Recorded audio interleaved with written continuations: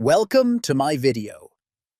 Today, we'll walk you through how to change who can view your bio on Telegram if you're using an Android device. Whether you want to keep things more private or share your bio with everyone, this guide is simple, fast, and easy to follow.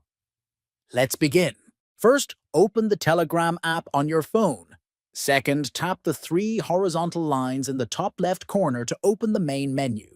Third, from the menu, select Settings.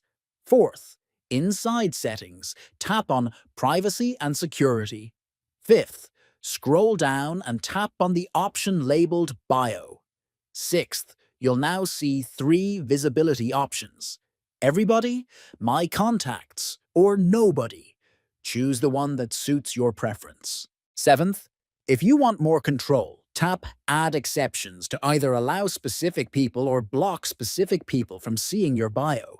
Eighth, after choosing your preference, tap the checkmark icon at the top right corner to save your changes.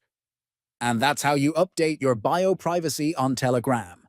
If you found this helpful, don't forget to like, subscribe, and explore our channel for more tech tips. See you soon.